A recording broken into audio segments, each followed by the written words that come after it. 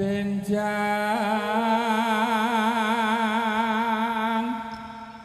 antuk jatuh krami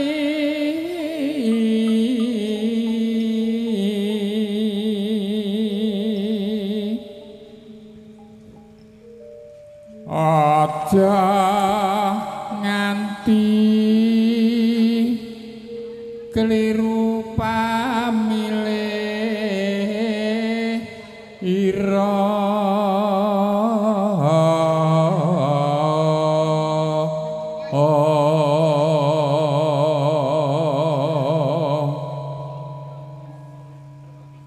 aja angger wadon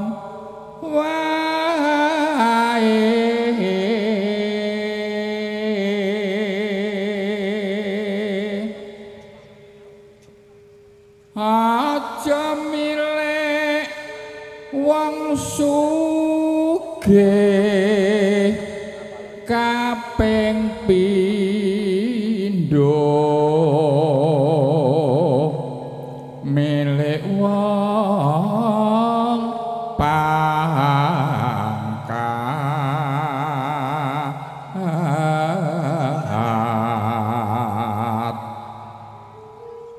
ping 3 derajat pangkat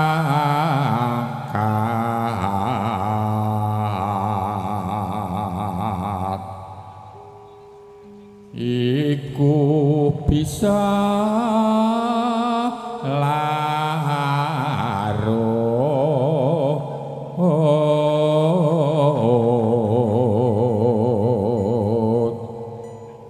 kana sambang sasrawungan kapilut kang manis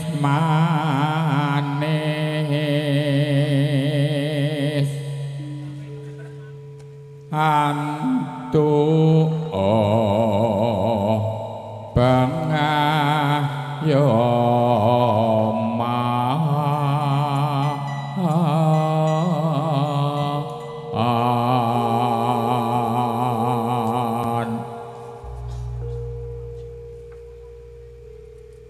padang bulan kencar-kencar aning latar dadolanan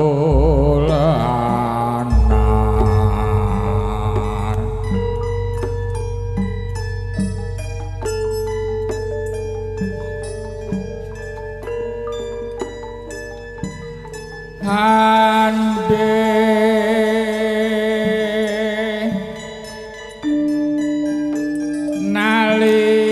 nalikane rawing dalu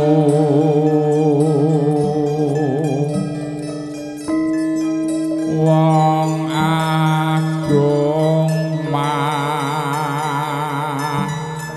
sasuh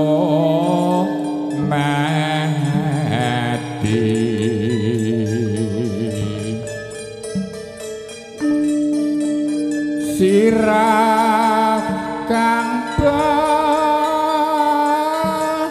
lawan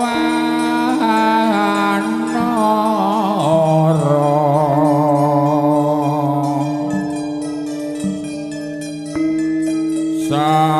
sadaya woh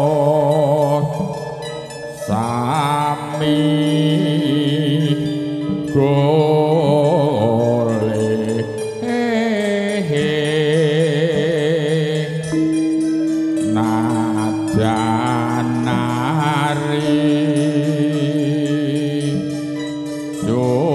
sudar sono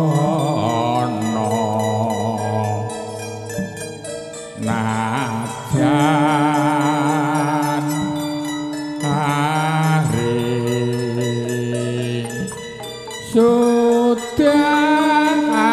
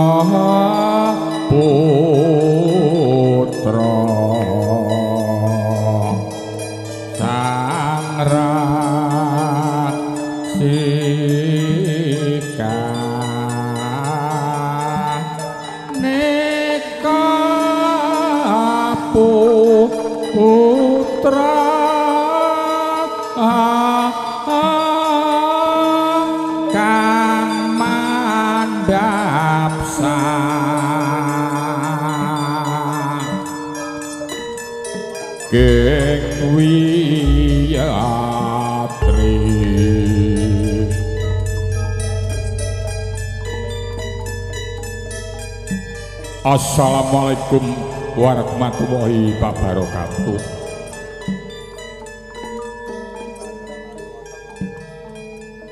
Rahayu, rahayu sagung dumadi. Salam.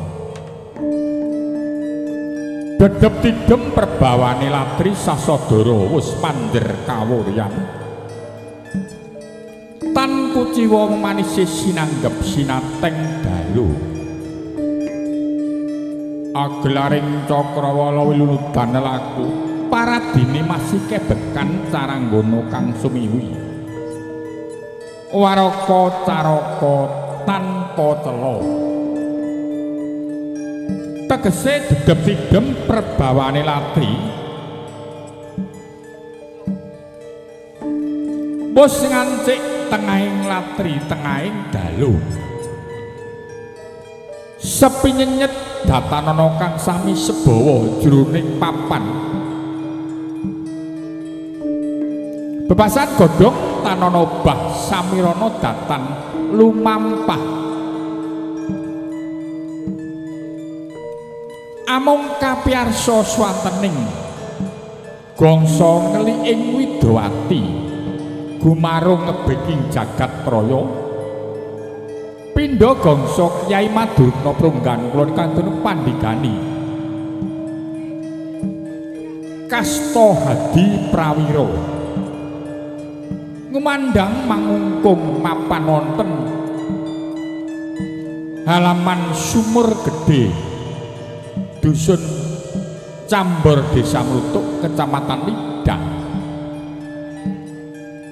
mangungkung sumilir-milir srep lamun toh rinaosaken pindha ilining siniram tirta ing wancenjang wus pratandha ngancik tataraning binuka wiwaraning wirangga wiwaraning adicara ing dalu mangke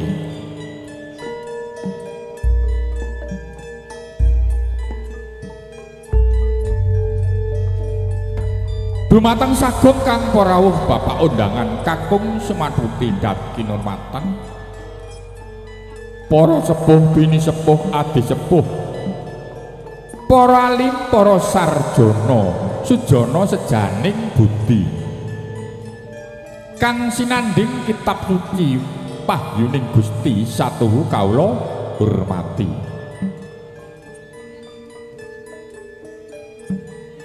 Langkung-langkung para pangbat-pangbating praja tetungguling dusun payung agung kawula dasih. Nyuwun Bapak Kepala Dusun Cambor. Minggahipun Kepala Desa Ngrutuk miwah perangkat desa RT lan RW satuhu kawula hormati. Para sepuh bini sepuh adi sepuh sumrambah para kadang muda tumarna pantesta lamun sinudarsana satuhu kawula tresnani.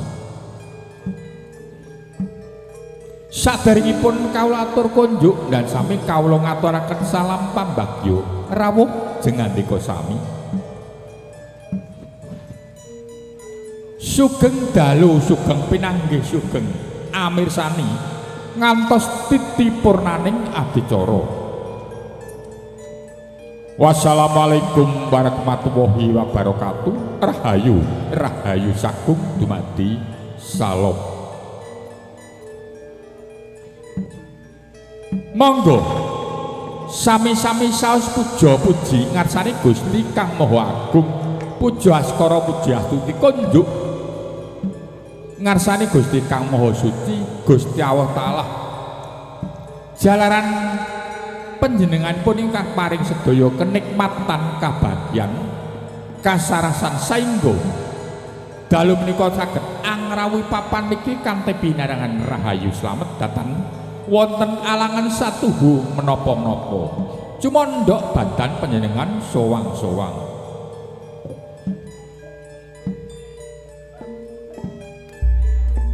Jungkat ingkang titi-wigati-wigatining karya kawula dados dutaning Bapak ingkang Mengkokardi nyuwun Bapak Kepala Dusun Cambor sumana perangkat desa ugi masyarakat desa Cambor sakukuban sumrambah Bapak panitia penyelenggara netepi dinten Jumat Legi malam Minggu Kliwon Paing Candra ingkang kaping 26 September warsa 2000 selangkung siang ngantos dalu Bapak panitia Bapak Kepala Dusun kagungan ajat netepi dinten tanggap warsa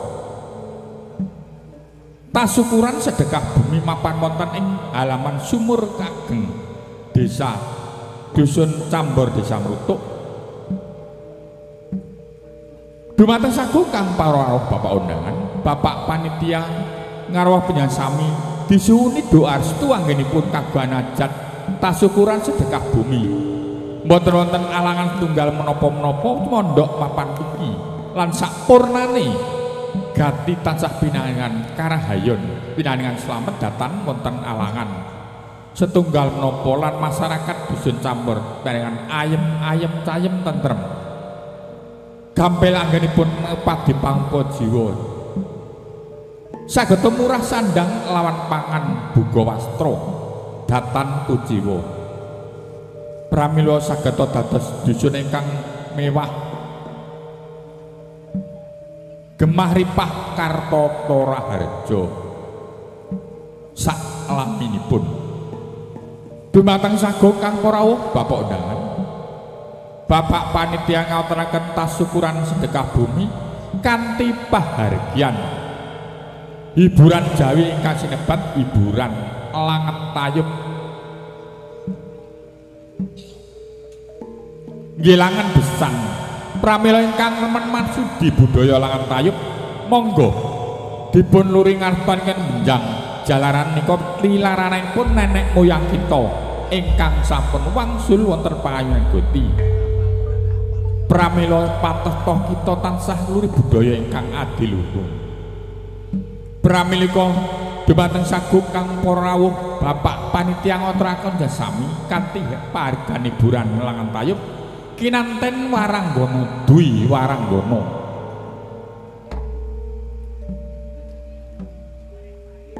Angka sepindhah diagusumaning ayu Mirah Mirawati mijil saking Bancar Kadipaten Tuban. Dina kekalih Pipit Patmasari mijil saking Leran Kulon Kecamatan Palang Kadipaten Tuban. Waranggana kalendhah Sulistring Waneni nggo busana lamun Cinandra golek kencana mencorong cahyane datan berengi mindo widodari ane cawantah. Kinen libur para mubung Santara Jahe mliginipun masyarakat Cambor mrutuk ngantos purnane gati. Kareng nguling gongso seni krawitan Kyai Madurna Prunggahan Kulon ingkang dipun pandegani Kasta Hadi Prawira juru pengendang Adimas Sone Prawi Wirasuwarah Adimas Jumani Prasetyo ketipung Adimas Heri Swanto pangracik gending Bapa Waras Subagyo sedaya kulawarga Kyai Madurna Prunggahan Kulon ingkang derek mangayu bagya hajatipun Bapak Panitia Dusun Cambor ngantos purnane gati. Ewadene ngrawaken kameramen syuting sound system mijil saking audio Ronggo Janur Prambon Kecamatan Rengel Kadipaten Tuban ingkang dipun pandegani Bapa Nata Operator Adimas Dwi Ervan sedaya kulawarga Ronggo Janur ingkang derek anyung kuyung nggih pun kagungan ujat Bapak Panitia ngantos purnane gati. Dumateng sagung kang rawuh Purwa Madya Bapak Panitia mugi minangka dados cucuk lampah kaplalah pramugari pranata besa inggih pelandang campur angka setunggal Bapa Paket Wicaksana angka kalih kawula Pak Basuki Mutuk pranata besa ngantos siang ngantos dalu mbok menawi wonten kirang langkungipun kula nyuwun samudra pansami makaten atur kawula kurang wonten klangipun kula nyuwun gung samudra pansami ngakathah pungkase ngatur mugi tansah sesanti jaya wijayanti ing sambikala mangga raharta salamilawing amin.